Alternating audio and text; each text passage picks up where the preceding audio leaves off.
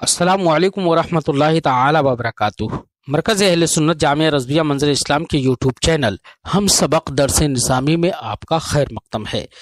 प्यारे बच्चों, जिन्होंने अब तक हमारे चैनल को सब्सक्राइब नहीं किया है वो ज़रूर सब्सक्राइब कर लें और बेल आइकन भी टच कर दें ताकि हर वीडियो की नोटिफिकेशन आप तक पहुंचती रहे, और अपने साथियों से भी शेयर करें ताकि हमारी गुफ्तगू से ज़्यादा लोग फ़ायदा उठा सकें। साथ ही साथ बात पसंद आए तो लाइक भी किया करें, इससे हमारी हिम्मत भी बढ़ेगी। अगर कहीं पर कोई दुश्वारी हो तो आप कमेंट करके हमसे पूछ भी सकते हैं। बिस्मिल्लाहिर्रहमानिर्रहीम। व वलियुल मजनूनति इब्नुहा वलो मआ अबीहा। मसला ये है कि कोई पागल औरत है, मजनूना है, वो खुद से निकाह नहीं कर सकती। खुद से निकाह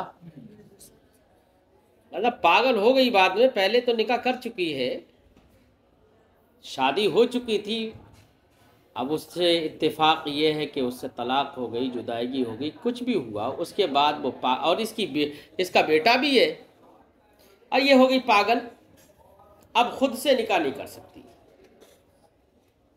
तो इसका वली कौन होगा? आया कि इसका बेटा होगा या इसका बाप होगा?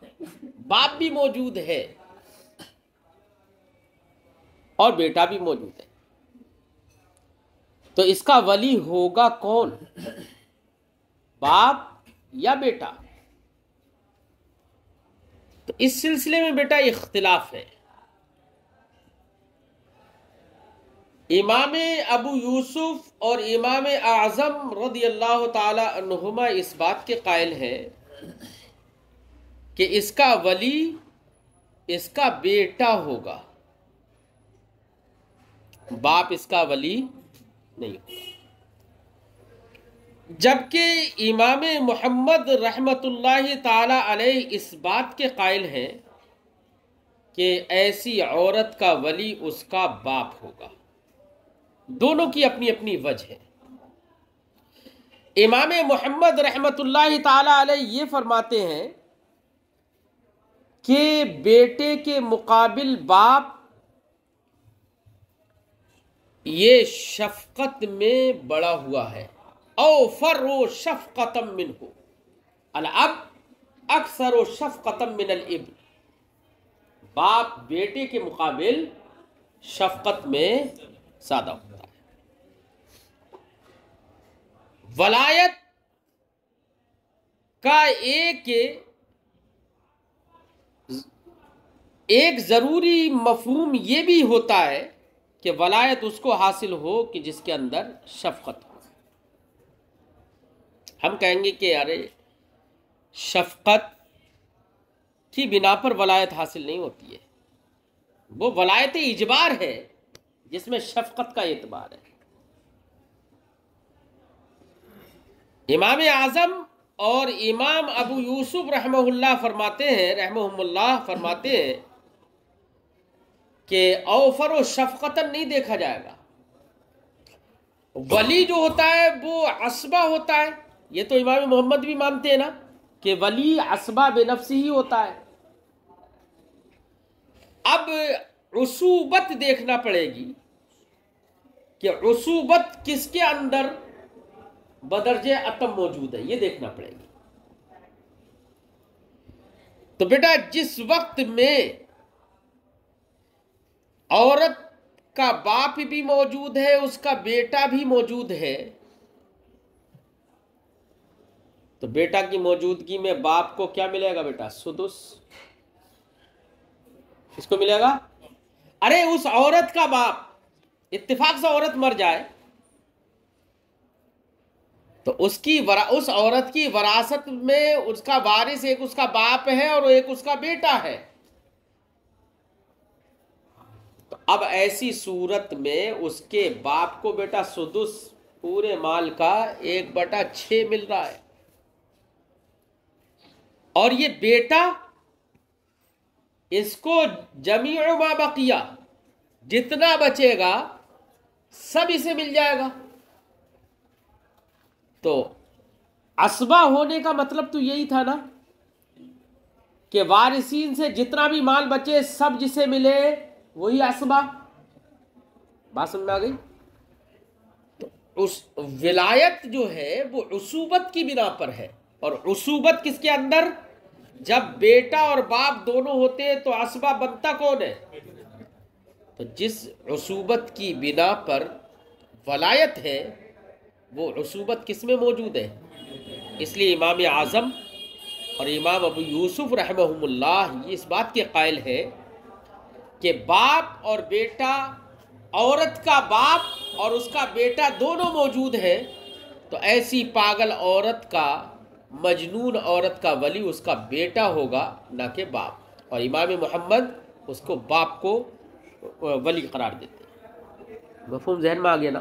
فرماتے ہیں وَوَلِيُّ الْمَجْنُونَةِ ابْنُهَا، مفتب قول امام اعظم امام یوسف کا ہے، اسی کو صاحب کتاب ذکر کر رہے ہیں۔ فرماتے ہیں کہ مجنونہ پاگل عورت کا ولی اس کا بیٹا ہے، وَلَوْ مَعَ أَبِيهَا، اگرچہ اس عورت کے باپ کے ساتھ ہو۔ اگر باپ ہی نہیں ہے بیٹا تب تو کوئی پریشانی نہیں ہے، پھر تو بیٹا ہے ہی ولی۔ مسئلہ تبھی ہے جب باپ ہو۔ بناء علی ما ذکر ان الابن مقدم فی العصوبہ علی الاب، یہ جو امام ابو یوسف امام اعظم کا جو یہ قول ہے، اس کی بنا ہے اس پر ما ذکرہ، جو ماقبل میں مذکور ہو گیا۔ کیا مذکور ہوا ماقبل میں؟ یہ کہ ان الابن مقدم فی العصوبۃ علی الاب، کہ ابن اب پر عصبہ ہونے میں مقدم ہوتا ہے۔ ٹھیک ہے، عصبہ ہونے میں مقدم۔ وَتُعْتَبَرُ الْكَفَاءَةُ فِي النِّكَاحِ نَسَبًا، اب یہاں پر کفو کا مسئلہ شروع کر رہے ہیں۔ بیٹا نکاح کفو میں اگر کیا، کسی بالغہ لڑکی نے نکاح کفو میں کر لیا ہے نا، جو ماں باپ کے لیے عار کا سبب نہ ہو، تو ایسی صورت میں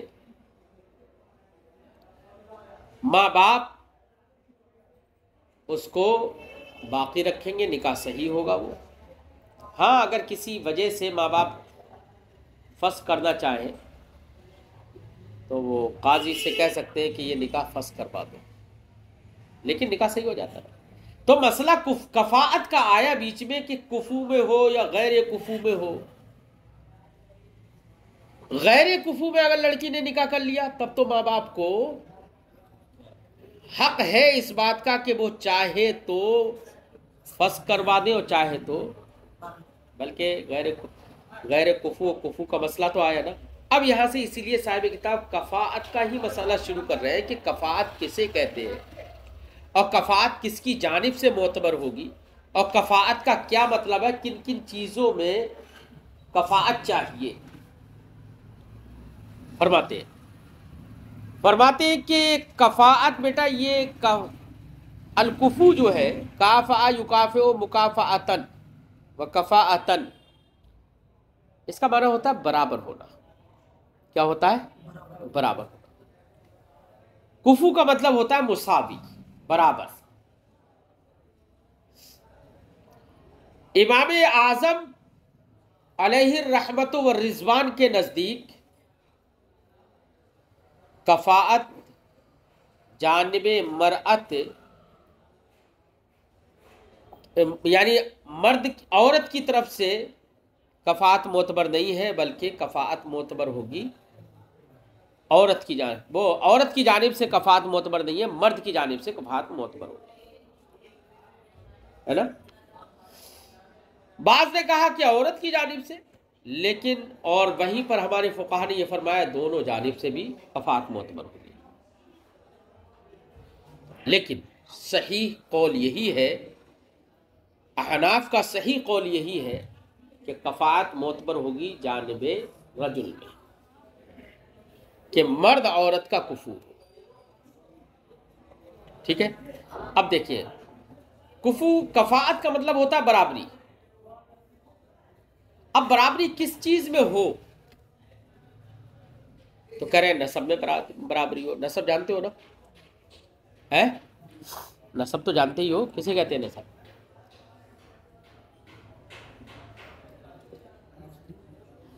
ارے قبائل، اللہ رب العزت نے عرب میں قبائل بنائے تھے تاکہ ایک دوسرے کو لوگ پہچانے، تعارف کے لیے قبائل بنائے تھے. اب ان قبیلوں میں ہر قبیلے میں جو بھی جد اعلیٰ ہوتا تھا اس کی طرف نسبت ہوتی تھی، وہی نسبت نسب کہلاتی ہے.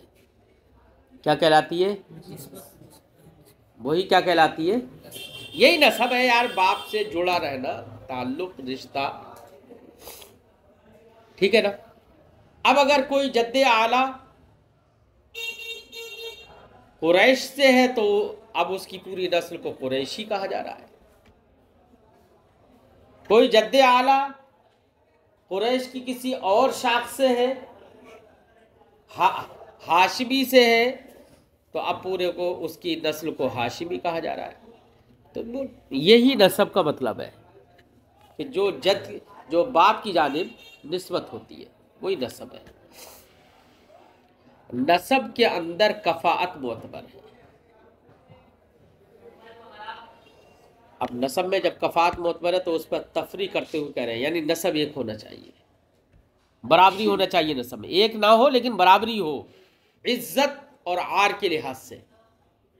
ایسا نہ ہو کہ آپ کا نسب ان کے نسب سے گھٹیا ہو تو وہ لڑکی جو ایس کسی دوسرے نسب میں شادی کر رہی ہے اور وہ اس کے ماں باپ کے لیے عار کا سبب بنتا ہے نا، تو ایسی صورت میں یہ کفو نہیں کہلائے گی. کہا جائے گا کہ یہ کفو میں نکاح نہیں ہوا.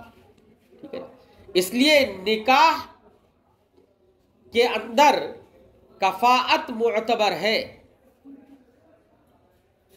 اب کفاءت کس کس چیز میں ہونا چاہیے اس کی تفصیل آ رہی ہے. فرماتے ہیں وَتُعْتَبَرُ الْكَفَاءَةُ فِي النِّكَاحِ نَسَبًا، کفاءت معتبر ہے نکاح میں نسب کے اعتبار سے. نسب کے اعتبار سے کیونکہ بیٹا زیادہ تر نسب کے اعتبار سے بھی فخر و مباحات ہوتی ہے، بہت ہوتی ہے نسب کے اعتبار سے فخر و مباحات. چلو جن کے نسب ہیں وہ تو فخر و مباحات کرے تو کرے، جن کے نسب ہے ہی نہیں وہ بھی اپنی فرضی نسبوں پر بڑے فخر و مباحات کرتے ہیں. تو حقیقت سامنے آئے گی آپ کے کہ ہندوستانیوں کے نسب کا حال کیا ہے، اسی کتاب میں آئے گا. تو جہاں پر نسب ثابت ہے وہ فخر و مباحات تو کرتے ہی ہیں، لیکن جہاں نسب ثابت نہیں، محض فرضی نسب، ان کو بھی اتنا گرو ہوتا ہے نا، اتنا فخر کرتے ہیں، جبکہ علماء فرماتے ہیں یہاں کے لوگوں کا تو نسب ثابت ہی نہیں ہے سوائے چند افراد کے، ہے نا. آئے گی تفصیل. نسب میں نسباً کفاءت معتبر ہے.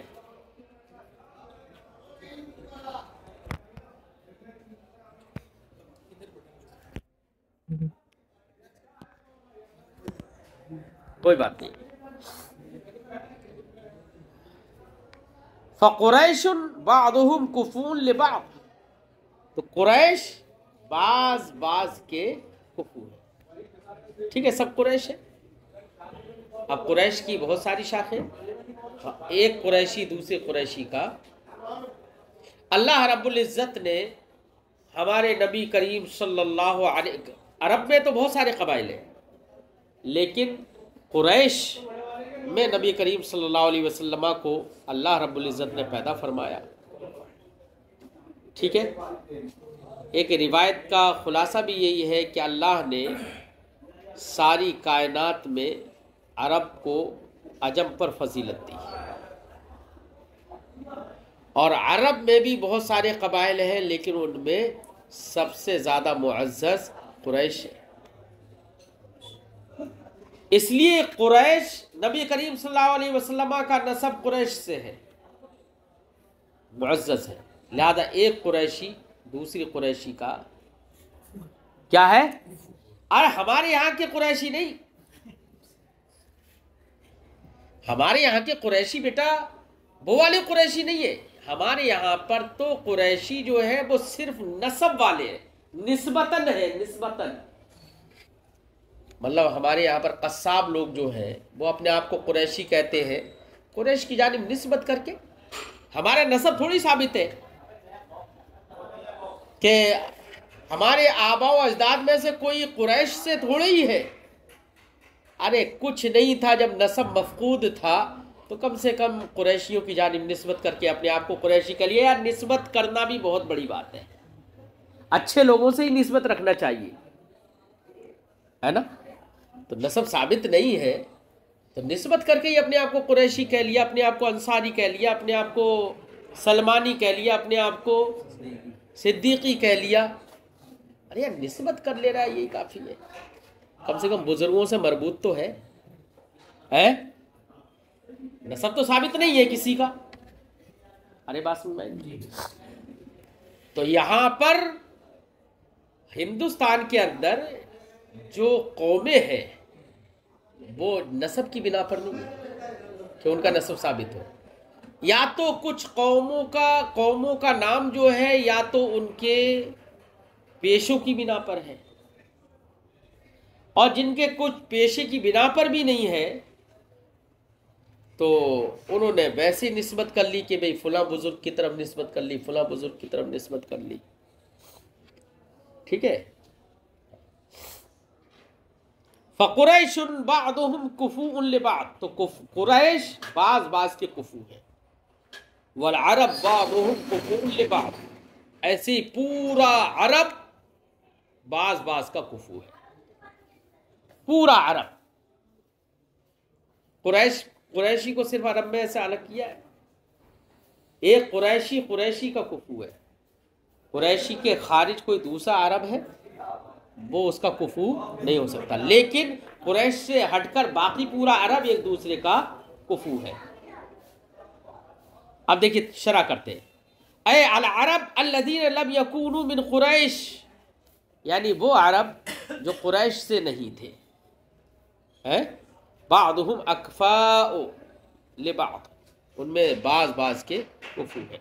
इल्म, आप जान लिया, अन्ना कुल्ला मन हुवा मिन औलाद नद्र इब्न किनाना, कि जो भी नद्र इब्न किनाना की औलाद से है कुरैशुन, वो कौन है? कुरैश। व अम्मा औलाद मन हुवा फौकन नद्र फला, और नद्र इब्न किनाना से ऊपर के जो लोग हैं वो कुरैश नहीं है। व इन्नमा खुस्सल कफ़ाअतु फिन नसब बिल अरब, और यहां पर कफ़ाअत को खास किया गया नसब में अरब के साथ। ये तो कहा ना कि वल अरब बादुहुम कुफूउन लिबाद, नसब के एतबार से कफ़ाअत का जिक्र था ना, और नसब के एतबार से यहाँ पर अरब को जिक्र कर दिया कि बाज़ अरब बाज़ के कुफू है। यहाँ पर अरब ही को खास कर क्यों जिक्र किया? क्या आजमी नसब के एतबार से बाज़ के कुफू नहीं हो सकते? कह रहे कि मामला यही तो है, अजमियों का तो नसब ही कहाँ है। जिनके बुजुर्ग चाहे वो 200 साल पहले हो, 300 साल पहले हो, बुजुर्ग जिनके मारूफ व मशहूर है यहाँ पर, उन्हें तो अपने ख़ानदान का नसब और शजरा नसब उन्हें तो याद है, क्योंकि उस नसब उनकी रिश्तेदारी में उनके ख़ानदान में कोई मशहूर बुजुर्ग हैं, उनकी वजह से दुनिया जान रही है उन्हें, तो उनका तो नसब कहा जा सकता है। ठीक है। लेकिन अक्सर लोगों का हाल क्या है यहाँ पर, किसी को अपने परदादा का नाम हो सकता है याद हो, परदादा से थोड़ा सा आगे निकलेंगे ना लकड़दादा पे पहुंचेंगे, تو نام بھی یاد نہیں ہوگا، ہے نا. لیکن عرب وہ ان چیزوں کا بہت لحاظ رکھتے ہیں. انہیں اپنے باپ دادا پردادا کئی کے نام بتا دیں گے، ہے نا. ایسے ہی بلکہ وہ ان کا نسب میں بھی بیان نام کے ساتھ میں باپ دادا کو جوڑ کے بھی بتایا جاتا ہے. وہاں آج بھی رواج ہے اس کا، تو ان کو پتہ ہوتا ہے. اس لیے بھیا جہاں پر نسب ہوگا نسب کے اعتبار سے کفاءت بھی وہیں پر ہوگی، اور جہاں نسب ہی ختم ہو گئے، نسب ہے ہی نہیں، ضائع کر دیے نسب، تو وہاں پر نسب کے اعتبار سے کفاءت بھی معتبر نہیں ہوگی. ارے بات سمجھ آئی؟ اسی لیے میں کہتا ہوں ہندوستان میں کوئی بھی کسی سے بھی نکاح کر سکتا ہے، سمجھے نہیں؟ لیکن پھر بھی اتنا ضرور ہے، اگر کوئی معزز خاندان ہے، معزز خاندان ہے اور لڑکا غیر معزز خاندان سے ہے،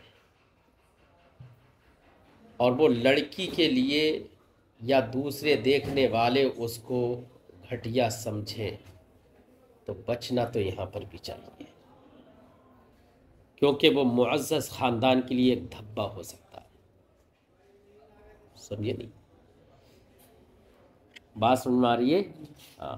اگرچہ نسب یہاں ثابت نہیں ہے، لیکن عزت بھی ایک چیز ہوتی ہے نا، معزز ہونا.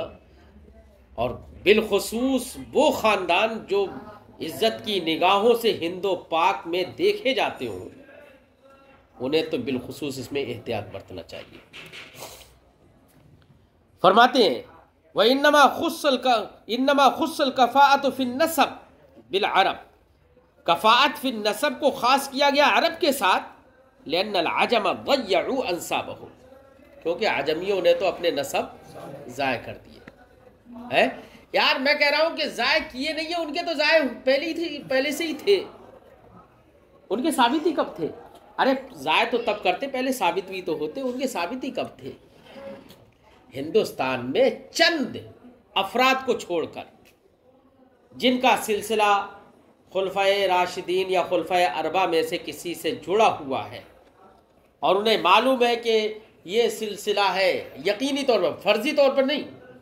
آج کل لوگ فرضی بھی بنا لیتے ہیں، بنا لیا انہوں نے ایک سلسلہ نسب بنا لیا، پورا شجرہ نسب، اور بتا دیا کہ ہمارا تو سلسلہ. پہلے تو ہندوستان میں لوگ اب کیا کر رہے ہیں، پہلے تو ہندوستان میں لوگ جوڑ رہے ہیں، جا کے کبھی اعلیٰ حضرت سے جوڑ دیا، ان کے دادا سے کہیں پر جوڑ دیا، یا کہیں صابر پاک سے جوڑ دیا، یا کہیں خواجہ صاحب کی کسی اولاد سے جوڑ دیا. اگر اس سے جڑ گیا تو پھر آگے کا تو جڑ ہی جائے گا، زیادہ جوڑنے کی ضرورت ہی نہیں ہے. تو یہاں پر کچھ لوگ ایسے سلسلے اپنے نسب جوڑ رہے ہیں، سمجھے نہیں؟ نسب جوڑ رہے ہیں، اور فرضی نام بھی پھر لگا لیتے ہیں کہ یہ فلاں بن فلاں، فلاں بن فلاں، فلاں بن فلاں، ایسے کر لیتے ہیں. خیر اللہ خیر کرے. ہندوستانی سید اگر ایسے ہیں، آپ کا سوال ہے ہندوستانی سیدوں کا، تو اگر ان کے نسب ثابت ہیں، چند بزرگان دین ہندوستان میں تشریف لائے. اس وقت ہندوستان صرف اتنا ہی نہیں تھا، بہت بڑا تھا. اس میں چند بزرگ تشریف لائے ہیں، چند سادات کرام بھی تشریف لائے ہیں. اگر واقعی ان سے نسب ثابت ہے، ہم انکار نہیں کر رہے ہیں، ہم پر لازم ہے کہ ہم اس کی سیادت کا احترام کریں. لیکن باقی جانے وہ کہ نسب ثابت ہے نہیں ہے ان کا، ہم نہیں کہہ رہے کچھ. اگر وہ کہہ رہا ہے نسب ثابت ہے، ہمارا سر آنکھوں پر، تعظیم کرنا ہم پر لازم نسب کی. باقی ثابت ہے نہیں ہے، اس نے کہاں سے گڑھا وہ جانے، سمجھے نہیں؟ اس لیے ہم یقین سے تو نہیں کہہ سکتے کیا ہے. اب کوئی دعویٰ کر رہا ہے، کوئی بات نہیں. بات سمجھ میں آ گئی نا؟ ہاں. لأن العجم ضیعوا انسابهم، کیونکہ عجمیوں نے تو اپنے نسبوں کو ضائع کر دیا. وفی العجم اسلام، نسب میں، عجم کے اندر نسب میں کفاءت کا اعتبار نہیں ہوگا، نسب میں یاد رکھیے. لیکن نسب کے علاوہ نسب ہی تو کھو دیا ہے، اسلام تھوڑی کھو دیا. اس لیے مسلمان کا کفر ہوگا ہے۔ یہ برادریاں کچھ نہیں ہے، یہ تو بلا وجہ کی بات ہے۔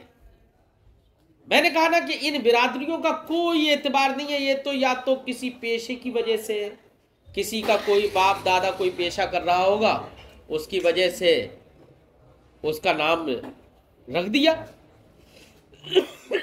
اب اگرچہ اس کی اولاد وہ پیشہ بھی نہیں کر رہی ہے۔ تو یہ ہندوستانی برادریوں کا کوئی اعتبار نہیں ہے، یاد رکھیے، نسب کے اعتبار سے یہاں کوئی کفات نہیں۔ لیکن میں نے کہا نا کہ پھر بھی کچھ معزز خاندان، ان کو تو ہر حال میں احتیاط برتنا چاہیے، سمجھے نہیں؟ کیونکہ وہ صرف ان کا صرف یہی معاملہ نہیں، پوری دنیا ان کو دیکھ رہی ہے۔ وہ فی العجم اسلام، اور عجم کے اندر کفات معتبر ہوگی اسلام کے اعتبار سے۔ اب پھر کئی چیزیں ہیں، یہ سب ہمارے اور تمہارے لیے بھی ہے۔ فَذُو أَبْوَيْنِ فِي الْإِسْلَامِ كُفُوٌ لَذِي آبَائٍ فِيهِ، لہذا اگر کسی کے دو باپ اسلام میں ہیں تو وہ کفو ہوگا اس کا جس کے کئی باپ اسلام میں ہیں۔ دو باپ اور کئی باپ کا مسئلہ یعنی میں مسلمان ہوں، فرض کریے میرے باپ بھی مسلمان ہیں، میرے دادا بھی مسلمان ہیں، ہاں دادا اسلام لے کر آئے، میں یہ بطریق فرض کر رہا ہوں، دادا اسلام لے کر آئے تو دو ہی باپ تو مسلمان ہے نا، اور تیسرا اگر کوئی ہے تو وہ رام للو ہے، ملو ہے، کوئی بھی ہے، مل ہے، تو دو باپ صرف مسلمان ہیں، اور دوسری لڑکی جو ہے اس کے 3 باپ 4 باپ نہیں، دوسرا لڑکا ہے اس کے 4-5 باپ، وہ سب کے سب مسلمان ہیں۔ تو کہہ رہے ہیں 2 باپ والا کئی باپ والوں کا کفو ہو سکتا ہے۔ اسلام تو ہے نا، ہے نا۔ وَمُسْلِمٌ بِنَفْسِهِ غَيْرُ كُفُوءٍ لَذِي أَبٍ فِيهِ، کہہ رہے ہیں لیکن اگر کوئی خود سے مسلمان ہے، ابھی کوئی اسلام لے کر آیا، اس کے باپ دادا آج بھی کافر ہے، لڑکا مسلمان ہو گیا، کوئی اسلام لے کر آیا، تو وہ اس کا کفو نہیں ہو سکتا جس کے باپ بھی مسلمان ہو، اس کا کفو نہیں ہو سکتا۔ بات سمجھ میں آئی؟ فرماتے ہیں وہ مسلم بنفسی، جو ابھی مسلمان خود سے مسلمان ہے، غیر و کفیر، اور اس کے باپ دادا مسلمان نہیں ہے، غیر و کفیر وہ برابر نہیں ہے، کفو نہیں ہے، لذی ابن فی، اس آدمی کا جو اسلام میں باپ والا ہو۔ اسلام میں باپ والا ہونے کا مطلب جس کا باپ مسلمان ہو وہ اس کا کفو نہیں ہو سکتا جو خود سے مسلمان ہو باپ مسلمان نہ ہو۔ ولا ذو ابن فیہ لذی ابوین فیہ، ایسی وہ آدمی بھی کفو نہیں ہو سکتا جو ایک باپ والا ہو اسلام میں، اس کا کفو نہیں ہو سکتا جو 2 باپ والا اسلام میں ہو، یعنی جس کا ایک باپ تو ایک مسلمان باپ ہے، اس کے بعد سب کافر، تو یہ شخص کا کفو نہیں ہو سکتا اس شخص کا جس کے 2 باپ اسلام میں ہے۔ ولا ذو ابن فیہ لذی ابوین فیہ، نہ ہی اسلام میں ایک باپ والا کفو ہو سکتا ہے اس شخص کا کہ جو اسلام میں 2 باپ والا ہو۔ وحریتاً، یہ تو اسلام میں کفات کا اعتبار ہوگا، یہ ہمارے لیے بھی ہے، پوری دنیا کے لیے، ٹھیک ہے۔ ایسی ہی کفاءت میں حریت کا بھی اعتبار ہوگا، کس کا؟ حریت کا، یعنی آزادی کا، لہذا کوئی غلام آزاد کا کفو نہیں ہو سکتا، آزاد ہی کا کفو ہوگا۔ تفصیلی گفتگو اب کل کرتے ہیں۔